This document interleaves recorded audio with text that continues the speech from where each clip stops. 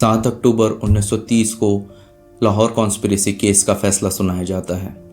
एक special Tribune विशेष न्यायाधिकरण के तहत भगत सिंह, शिवराम राजगुरु और सुखदेव थापर को सजाए मौत दी जाती है। फांसी देने की तारीख 24 मार्च 1931 तय होती है, पर हम सब जानते हैं फांसी 24 को नहीं बल्कि 23 को एक दिन पहले ही दे दी गई थी। आखिर ऐसा क्या हुआ और आखिर लाहौर कॉन्स्पिरेसी केस है क्या? चलिए इसे पूरा समझते हैं। इस कहानी की शुरुआत होती है 3 फरवरी 1928 से, जब भारत में साइमन कमीशन आया। इसके विरोध में देश भर में प्रदर्शन होने लगे। एक ऐसा ही प्रदर्शन 30 अक्टूबर 1928 को लाहौर में भी हुआ।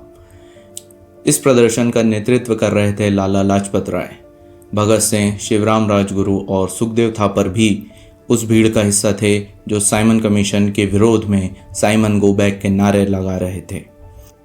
हालांकि यह एक शांतिपूर्ण विद्रोह था, परंतु ब्रिटिश सरकार चीज़ों को समझने में नहीं बल्कि उनका दमन करने में विश्वास रखती थी। उन्होंने उस शांतिपूर्ण विद्रोह को बंद कराने के लिए लाठीचार्ज का आदेश दे दिया। इस लाठीचार्ज में लाला जी को गंभीर चोटें आईं, जिसके कारण 17 दिन बाद 17 नवंबर 1928 को लाला जी की मृत्यु हो गई। लाला जी की मृत्यु ने सारे देश में एक अग्नि सी पैदा कर दी। सारे क्रांतिकारी एकजुट हो उठे और उनके मन में यह आया कि हमें ब्रिटिश सरकार से बदला लेना है। भगत सिंह के मन में भी यह सब चलता रहा। लाला जी की मृत्यु का बदला लेने के लिए भगत सिंह ने एक प्लान बनाया। जेम्स ए स्कॉट, वह पुलिस अधीक्षक जिसने उस प्रदर्शनकारियों पर लाठीचार्ज के आदेश दिए थे, की हत्या करने की प्लानिंग। हत्या की तारीख तय हुई लाला जी की मृत्यु के ठीक एक महीने बाद 17 दिसंबर 1928। जयगोपाल जो उनके साथी थे, उन्हें स्कॉट पर नज़र रखने के लिए चुना गया। तय हुआ कि भगत सिंह और राजगुरु स्कॉट पर हमला करेंगे और चंद्रशेखर आज़ाद उनके लिए एक बैकअप सुरक्षा की तरह वहां पर उपस्थित रहेंगे। जयगोपाल को सिर्फ स्कॉट को पहचानना था। घटना के दिन स्कॉट तो कोतवाली नहीं पहुंचे, परंतु वहां से निकलने वाले अधिकारी का नाम था J.P. सॉन्डर्स। जब तक जयगोपाल सॉन्डर्स को पहचान पाते, राजगुरु ने पहली गोली चला दी। पहली गोली सीधे ही सॉन्डर्स के सिर के पार हो गई, जिससे वह ऑन द स्पॉट मारे गए। परंतु किसी प्रकार का कोई भी संदेह न रहे, इसलिए भगत सिंह ने 3 से 4 गोलियां उनके शरीर में उतार दी। जैसे ही वह दोनों इस घटना को अंजाम देकर भागने लगे, पास ही खड़े हेड कांस्टेबल चनन सिंह ने उनका पीछा किया, परंतु जब तक चनन सिंह इन दोनों को पकड़ पाते, चंद्रशेखर आज़ाद बीच में आ गए। उन्होंने कहा, चले जाओ वरना मैं गोली चला दूंगा। हेड कांस्टेबल माने नहीं और चंद्रशेखर आज़ाद की पिस्तौल से एक गोली निकली, जिसने चनन सिंह को वहीं समाप्त कर दिया। उस दिन ब्रिटिश पुलिस महकमे के 2 अधिकारी मारे गए, पहले सॉन्डर्स, दूसरे चनन सिंह। इस घटना ने ब्रिटिश प्रशासन में हड़कंप मचा दिया। यह पूरी घटना सरकारी दस्तावेजों में लाहौर कॉन्स्पिरेसी केस के नाम से ही रजिस्टर की गई थी। हालांकि भगत सिंह का मकसद पूरा हुआ था, पर वो इतने में रुकने वाले नहीं थे। उनका उद्देश्य था ब्रिटिश सरकार को भारत से जड़ से हटा देना। इसी के तहत उन्होंने सेंट्रल लेजिस्लेटिव असेंबली में बम गिराने की प्लानिंग शुरू कर दी। इस घटना की तारीख तय हुई 8 अप्रैल 1929। तय किया गया कि भगत सिंह के साथ बटुकेश्वर दत्त भी जाएंगे और दोनों ही अपनी गिरफ्तारी देंगे, कोई भागेगा नहीं। दिन आया 8 अप्रैल 1929 का। सेंट्रल लेजिस्लेटिव असेंबली के अंदर भगत सिंह और बटुकेश्वर दत्त एक एक बम लेके गए। व्यूअर्स गैलरी से उन्होंने समय देखकर दोनों बम गिराए। बम के धमाके से पूरे हॉल में धुआं भर गया। वह दोनों चाहते तो आसानी से भाग सकते थे, परंतु उन्होंने ऐसा नहीं किया। जो तय हुआ था वही हुआ। उन्होंने इंकलाब जिंदाबाद के नारे लगाए और अपनी गिरफ्तारी दे दी। यह पहली बार था जब भगत सिंह को किसी ने गिरफ्तार किया था। गिरफ्तार करने के बाद उन्हें जेल जाना पड़ा। भगत सिंह को मियांवाला जेल भेजा गया और बटुकेश्वर दत्त को पहले दिल्ली जेल, उसके बाद सेलुलर जेल अंडमान और उसके बाद अन्य जेलों में ट्रांसफ़र करते गए। भगत सिंह को मियांवाला जेल में अधिक समय तक नहीं रखा गया था। उन्हें वहां से ट्रांसफ़र करके लाहौर सेंट्रल जेल लाया गया। इस दौरान उनके अन्य साथी सुखदेव, राजगुरु और लगभग 21 साथी पहले ही गिरफ्तार करके लाहौर सेंट्रल जेल पहुंचाए जा चुके थे। भगत सिंह को भी उनके साथ रखा गया था।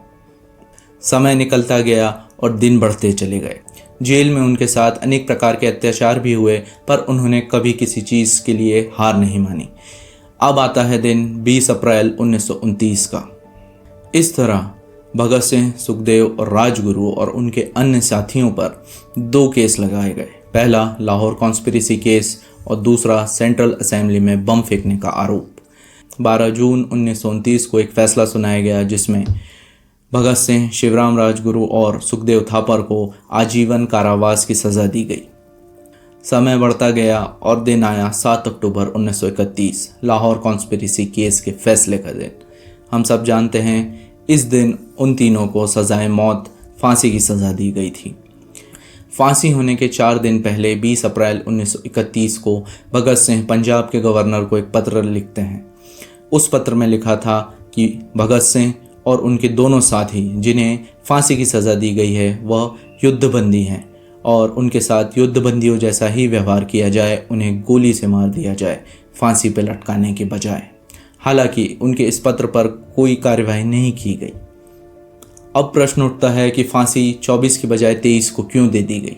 बात यह है कि 23 तारीख के दिन से ही हज़ारों की संख्या में लोग सेंट्रल जेल के बाहर इकट्ठा होने लगे, भगत सिंह, राजगुरु और सुखदेव के समर्थन में। इनमें उनके परिवार वाले भी थे। भगत सिंह के पिता, माता, राजगुरु और सुखदेव की माताएं और अन्य रिश्तेदार भी वहां मौजूद थे। हालांकि उन लोगों का उद्देश्य किसी प्रकार की हिंसा करना नहीं था, परंतु ब्रिटिश पुलिस अधिकारी इस भीड़ को देखकर डरने लगे। उनके मन में यह शंकाएं उठने लगी कि यदि यह भीड़ जेल के अंदर किसी भी तरह अगर आ जाती है तो वह हो सकता है इन तीनों को छुड़ा के ले जाए या जेल प्रशासन या अधिकारियों का नुकसान कर दे। इसी डर के कारण लगभग 11:30 घंटे पहले शाम के 7 से 7:30 के बीच तीनों को बिना किसी और को बताए रात के अंधेरे में फांसी दे दी गई। नियम यह कहता है कि सूरज ढलने के बाद फांसी देना वर्जित है, मना है, पर उन्होंने इस नियम की भी परवाह नहीं की। जब तीनों को फांसी देने का समय आया तो उन्होंने इंकलाब जिंदाबाद के नारे लगाने शुरू कर दिए। इन नारों को सुनकर जेल के अन्य कैदियों ने भी इंकलाब जिंदाबाद के नारे लगाने लगे। यह आवाज़ जेल के बाहर पहुंची जहां लोग खड़े थे।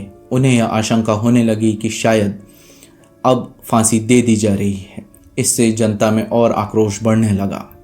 यह खबर लाहौर में ही हो रही एक जनसभा में पहुंची जहां किशन सिंह संधू, भगत सिंह के पिताजी भी मौजूद थे। खबर लगने पर जब वह जेल पहुंचे तो जेल के गेट के बाहर कुछ कांस्टेबल्स खड़े थे। उन्होंने उनसे पूछने की कोशिश की कि क्या आखिर फांसी दे दी गई है, तो उन्हें किसी भी प्रकार का कोई सटीक जवाब नहीं मिला। इस दौरान तीनों शहीदों की बॉडीज़ को बोरों में भरकर अपमानजनक तरीके से जेल के पिछले हिस्से में ले जाया गया। जेल की पिछली दीवार को तोड़ा गया और पुलिस का एक ट्रक अंदर दाखिल होता है। तीनों की बॉडीज़ को ट्रक में डाला जाता है और ट्रक लाहौर से चलता हुआ कसूर प्रांत पहुंचता है। कसूर में एक ग्रंथी और एक पंडित को साथ लिया जाता है और फिर ट्रक चलता है और फिरोजपुर में पहुंचता है। सतलज नदी के दूसरे किनारे हुसैनीवाला नामक जगह पर, जहां आज भारत पाकिस्तान की बॉर्डर है, तीनों के शवों को जला दिया जाता है। जलती हुई आग को देखकर पास के खेतों में पानी देने आए किसान इकट्ठा होने लगते हैं। भीड़ को देखकर पुलिस अधिकारी ट्रक में बैठकर वापस भाग जाते हैं। यह खबर फैल जाती है कि इन तीनों को फांसी दे दी गई है और वही उनके शव जलाए जा रहे हैं। जब यह खबर लाहौर पहुंचती है तो वहां से लोग आकर इन शवों के बचे कुचे अधजले टुकड़ों को वापस ले जाते हैं और लाहौर में रावी नदी के किनारे 24 मार्च यानी अगले दिन 24 मार्च 1931 के दिन उनका पुनः से दाह संस्कार किया जाता है। इस प्रकार इन तीनों क्रांतिकारियों के जीवन का एक अध्याय समाप्त होता है, लेकिन उनकी पूरी कहानी अभी तक खत्म नहीं होती। भगत सिंह, शिवराम राजगुरु और सुखदेव थापर भारत के जन जन के मन में बसे हुए हैं। इस घटना के 16 साल बाद 1947 में हमारा देश आज़ाद हुआ था, परंतु जब उन्होंने अपने प्राणों की आहुति दी तब उन्हें थोड़ी ना पता था कि यह देश 16 साल बाद आज़ाद होगा। वह तो एक उम्मीद, एक जज्बे के कारण अपने देश के लिए मर मिटे।